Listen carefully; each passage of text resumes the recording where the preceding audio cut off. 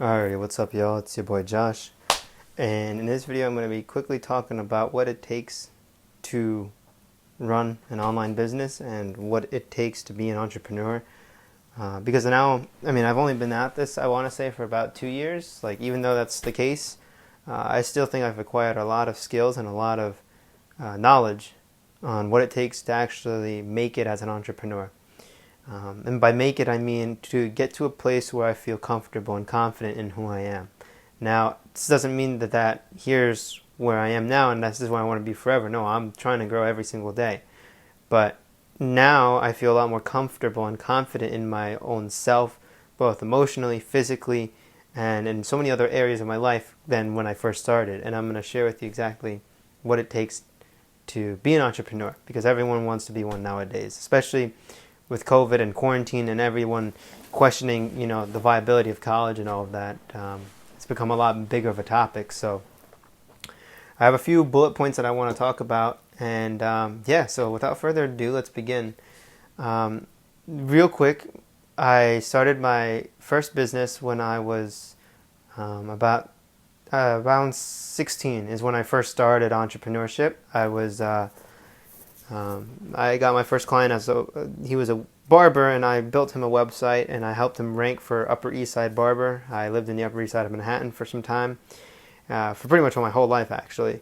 And that was my first client, and that's when I first started.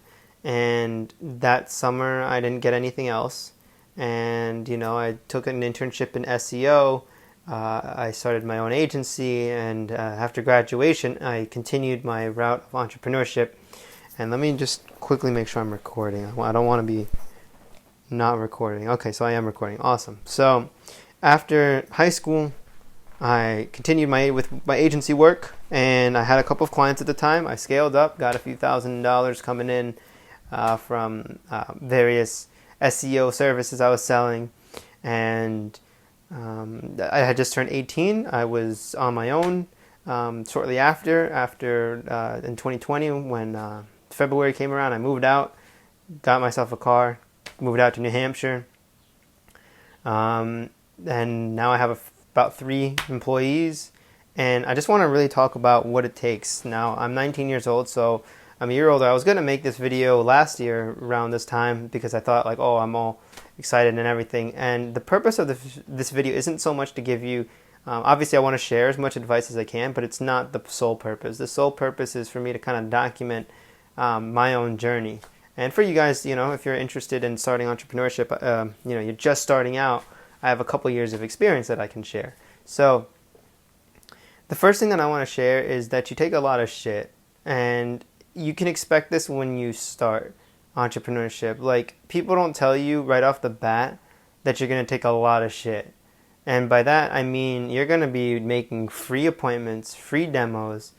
You're going to have to give away free products if you're in the product industry.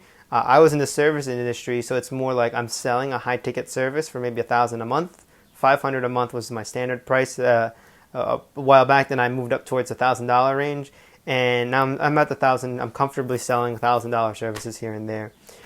Just got to make sure, keep track of time, because time is money, right? So basically, you're gonna take a lot of shit. People are gonna hit you up. They're gonna want free stuff. You're gonna have to give it to them. Don't think you can get away with the whole. The moment I start, I'm just gonna start dialing every number, and I'm just gonna demand $1,000, $10,000 a month. Sell this product for a minimum of $500. No, it doesn't work like that. You're going to have to give things away. You need to build trust, especially if you're just starting out with nothing. If you have mommy and daddy helping you out and giving you loans, giving you referrals, good for you. You can utilize that. But for me, in my case, I started out with nothing. Not like I was dirt poor, but I didn't have mom or dad really help me out that much. They were supporting me emotionally, which was nice. But they didn't give me leads. They didn't give me referrals. They didn't do any of that.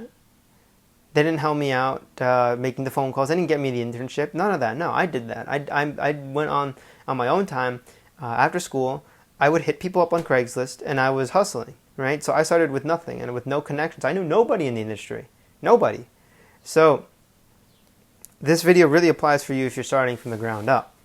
And if you're starting from the ground up, you got to get a lot of things out for free because people don't even know who you are. I was starting to sell a service I had no clue really about. I just knew I wanted to make money. And so I was giving out away freebies. I was making appointments for free. I was giving out free advice. I was doing this and that for free. And no one would bite. Very few people would even care to show up. They kind of treated me like shit. And that's what I'm saying, is that that's what it takes. You're going to take a lot of shit. And don't think that there's an easy way out of that. There's not. You're going to have to take, whether it's giving stuff away for free or dealing with terrible prospects that don't convert, you're going to deal with that. And that's just the reality of entrepreneurship. And let me see what the next thing is. So, yeah, you don't get a lot of breaks. I know people talk about how you can live your own life, you can do this and that. In my experience, you don't get breaks, at least not that easily. You get downtime, but you don't get a lot of breaks because here's the thing. When you're employed, you usually have a fixed amount of hours that you work. You can work 30 hours a week, 40 hours a week, 50 hours a week, 20 hours, whatever. You have a schedule of when you should be in the office, when you should be at the store, when you should be at the shop, whatever it is, right? You have a fixed plan for you for the most part. When you're doing contract work, you still have a fixed plan because you have a gig. You know, if you're an electrician working for a bigger firm, you're given, projects at a time's notice, something like that, right? When you're an entrepreneur, when you're starting your own company, you give yourself your own hours. So I was in high school, so I could only work a couple of hours a day, right? But when I graduated, I started working maybe 5-6 hours a day.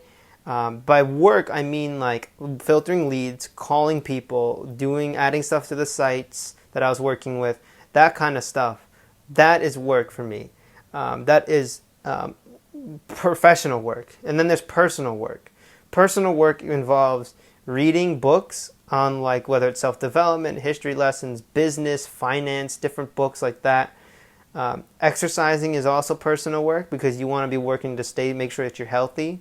You want to make sure that your body is healthy when you're doing this stuff because you take, again, like I said, you take a lot of shit and you're going to need to have thick skin. You're going to need to be conditioned both mentally and physically because you're going to need to show a lot of strength to your mind. And how you do that, at least if you're doing online businesses, if you're doing physical manual labor like roofing or something like that, you're starting up a moving company or something like that, then obviously you need physical strength. But just running a business period, you need a lot of mental strength. And so for me, the way to build that was by building discipline. And what ways can I build discipline? And that's working out. So I would get up in the morning and I would go for a run and stuff like that. So, I'm always working because a lot of people, when they see an employee, they think that when they're at the office, that's what the definition of working is. And that's not true. Working is, producing something, doing something that's going to get you to where you want to be. Working as in, working towards your goals. So where do I want to be in 5-10 years from now? Well, I got to figure that out. And then I got to kind of work towards that by exercising. So if I want to live a nice lifestyle, I need to be healthy. I need to be, doing my cardio, my push-ups, my physical health. I need to make sure my mind is sharp. So I need to be reading. Meditating is a big part of my life. Sleeping on a regular basis, a healthy amount, about 8 hours. I get about 8 hours and 15 minutes of sleep every single night. And so this is work. It's planning, the logistics, and executing. So doing SEO, internal links, for those of you that don't know what internal linking is, don't worry about it. But the little nitty-gritty technical side of my work is only a little bit of the overall grand picture of entrepreneurship. You're going to need to make sure that your life is balanced in a way that you want it. Whether it's you value something over another thing, that's up to you. But you need to know that. You need to know what you want, and you need to work towards it. So you're going to not really get a break from your life anymore. People like to say, okay, well, when I'm done with work, I'm just going to drink a beer. I'm going to, smoke some bud and just chill out. No, you don't really get to chill out when you're an entrepreneur. You can take moments to relax, but you don't ever really get a full break because you're kind of worried about the next thing that's going to happen. And that leads me to my next point is you start to get a lot of anxiety and worry up front because it's a very, very difficult path to take. You see, you're hiking a mountain that very few people have done. There's a lot of people that talk about the mountain. There's a lot of people that talk about different mountains because in the mountain I was climbing was the SEO marketing mountain. And now I'm going also now on a different mountain because I don't really like, I'm not going to say I'm going to stop doing SEO, but I'm going to shift my focus a bit, or at least build up my second brand, which is Koji Languages, which for those of you that don't know, just check out kojilanguages.com. Leave the link in the description as well. But the point I'm trying to get across is you basically are going to climb a mountain that not a lot of people have climbed. For instance, a lot of people have gone to college. A lot of people have gotten internships. A lot of people have become supervisors of their company. But very few people have started a company and stuck with it for a long time and actually have been able to see it grow.